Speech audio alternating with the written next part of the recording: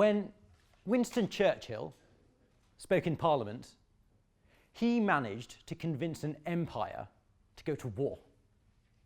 When Martin Luther King spoke outside the Washington Monument, he managed to convince hundreds of thousands of people to open their hearts to change.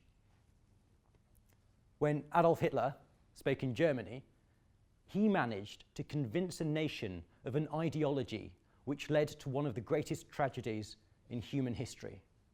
All three of these examples that I've just given you, all three of these speeches are incredibly famous. And the reason they're famous is that they use rhetoric. Throughout history, rhetoric has been responsible for starting and ending wars. It's triggered revolutions and toppled dictators. It's broken hearts and won them over. And for thousands of years, rhetoric has been responsible for causing colossal tidal waves of change that have swept over past ideologies, destroying everything in their path. Now, it's easy to think that rhetoric, because of this, is only used by famous speakers and great orators, and it is used by famous speakers and great orators, but it's also used by your nan. It's also used by your friends. It's also used by your family, and it is also used by you. I'm willing to bet that each and every one of you sat here today at some point over the past 5 minutes has used a rhetorical device. It's almost impossible to open your mouth and say anything without using rhetoric. Rhetoric is everywhere and it is constant. And more than this, I'm willing to bet that each and every one of you listening here today has at some point over the course of your lives had your opinions drastically changed by the rhetorical devices used by those around you. Now, I know this not only because I used to work as a speechwriter, but I also work as a special advisor to governments. I would literally advise governments in how to use rhetoric in order to strengthen their messages. Now, at this point, some of you might be thinking to yourselves, what on earth is rhetoric? And that's a fair question. I'm going to explain. So rhetoric is quite simply when we use our language in order to make our messages more effective, to make our messages clearer, so they have more of an effect. So imagine that I had a sentence, and then I reorder that sentence so that the emphasis falls on a specific word. That's rhetoric. Imagine that I used a word to mean something other than what it usually means. That is also rhetoric. Imagine that I would use repetition at the end of my sentences. That is also rhetoric. So rhetoric is everywhere and it's used by everyone. Rhetoric is that moment that you listen to a speech that convinces you to change the way that you live your life. Rhetoric is also when you see a slogan that convinces you to buy a certain type of washing up liquid. Rhetoric is when your mate John convinces you to go to the pub when going to the pub was the last thing that you wanted to do earlier that evening. Rhetoric is everywhere and everyone uses it. But despite this, it has a little bit of a bad reputation. So to give you an example, newspapers will only ever use the word rhetoric as a derogatory term. They use it as an abusive term for people they don't like. Look at it this way. No newspaper has ever praised a speaker for their rhetoric. Not yet, anyways. And for hundreds of years, rhetoric has had this reputation. In fact, even in William Shakespeare's King Lear, there's a scene where Cordelia is asked to declare to her father, the king, how much she loves him. And she says this, "If for I want that glib and oily art to speak and purpose not." Think about that for a moment. If for I want that glib and oily art to speak and purpose not. She's literally talking about rhetoric. She's talking about rhetoric as if it's this dark, nasty thing that allows you to use words that you don't mean. And even now today, for many people, that's what they associate rhetoric with. And there is a reason for that, and I'll get onto it. But I see rhetoric as being a lot more fun, a lot more playful. The way I like to look at it is, yes, rhetoric does dwell in the great halls of parliaments, but it also likes to hang out in the dodgy back rooms of pubs. So here are some examples for you. Tony Blair managed to define his government with 3 words. He said, education, education, education. Whether you realise it or not, there's so much rhetoric at play there. First of all, Simply when you repeat something 3 times, that's called a tricolon. That actually terms for all of these things.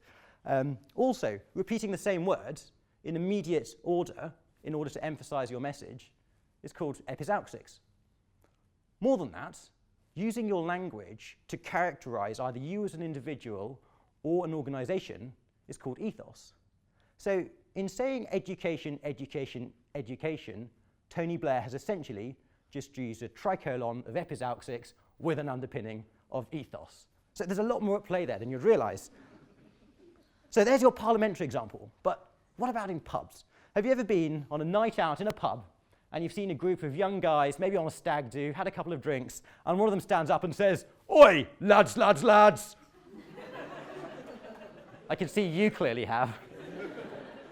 Without knowing it, this guy has just stood up and also used a tricolon of epizeuxis with an underpinning of ethos. Rhetoric is found in Parliament, and it is also found in pubs. In fact, it's used everywhere.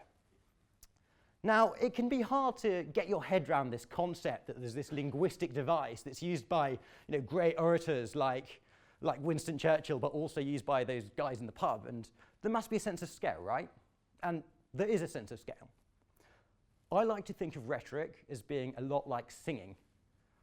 I think that everyone can sing.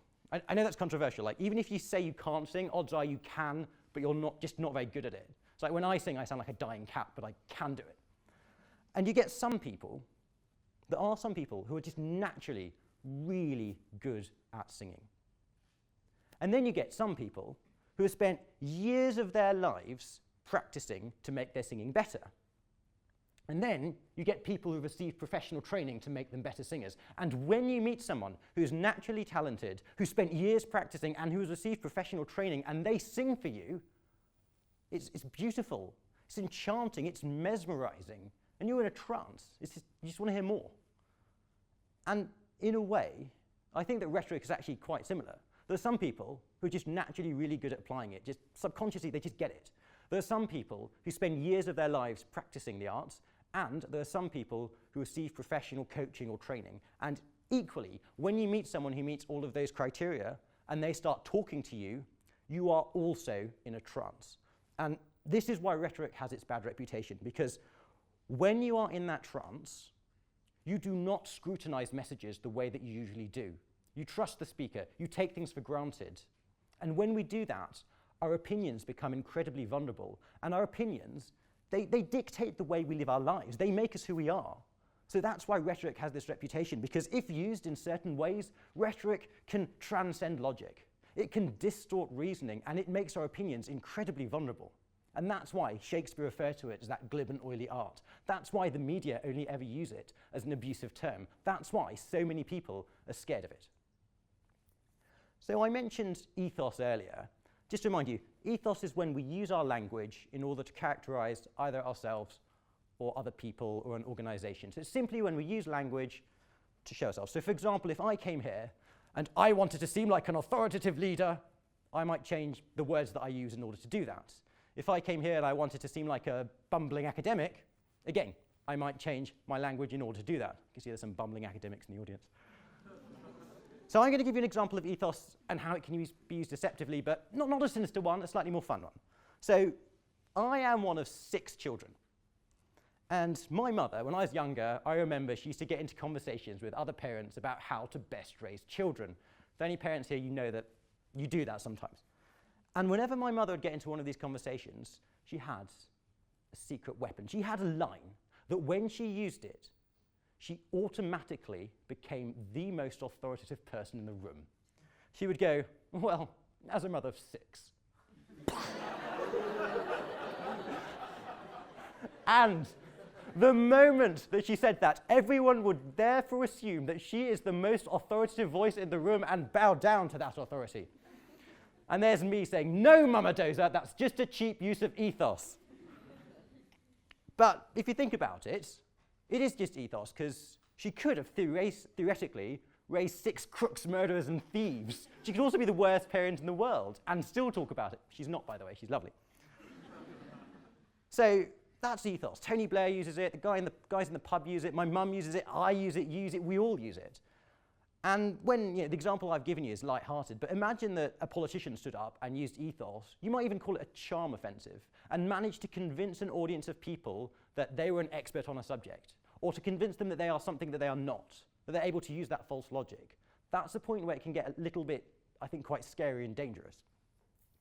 Now, ethos is just one of we call them the three branches of rhetoric. The three main ones. There's ethos, and then there's logos, which is quite simply a use of logic, and pathos, which is a use of emotion. So I'll give you some less speechy examples. Let's look at, I'm going to take you back to 2016.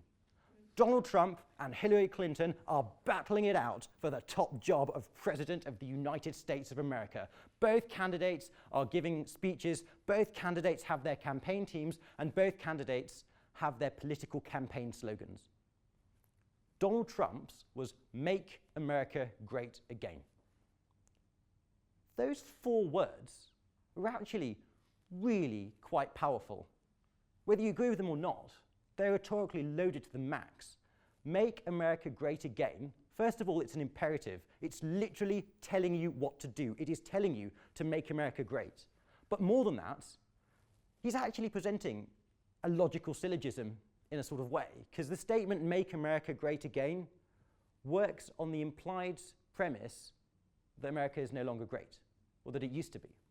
And that's a use of logos. That's a logical argument. But more than that, the implication to many voters that their country that they consider to be great is no longer great would have really tugged on the heartstrings of quite a few patriotic voters. So it's also a use of pathos. It would have had an emotive effect on quite a lot of people. Whether you agree with it or not, "Make America Great Again" is an incredibly powerful slogan. And then if we look on the other hand at what Hillary Clinton was using, she had a number of slogans, but the most commonly used one that was on all the button badges was "I'm with her." That's not an imperative. It's not necessarily even presenting a logical argument. It still has sentiment. It's still a good slogan, but compared to a "Make America Great Again" and the rhetoric that's at play there, it's not as powerful. Now, I'm not saying that the results of the election was purely down to the rhetoric behind the slogans, but it was certainly played a huge deal in convincing the minds of hundreds of thousands of voters. Interestingly, Bernie Sanders has just launched his campaign for 2020, and his slogan is "Not me, us." Think about that. Not me, us. That's a use of ethos. He's basically telling you what he's about, what his campaign's about. It's not imperative, but it would be interesting to see how people react to it. Now, as a speechwriter, it was literally my job to use rhetoric wherever I could to strengthen the message of whoever I was writing for. I've written for governments, I've written for oil companies, I've written for scientists and academics. I even wrote a speech for my 9-year-old brother who was standing for school council. And I know what you're thinking, and the answer is yes, he did get elected. But, joking aside, there's actually a really serious message here. Think about what I've just told you. There are people out there, people like me, speechwriters, communication professionals, who will do whatever they can in order to get their message across. There are speechwriters out there who are at work this very moment to justify atrocities. There are speechwriters who work to exonerate dictators. There are speechwriters out there at this very moment working on content to manipulate the thoughts and opinions of people like you and me. And I don't know about you, but I find that terrifying.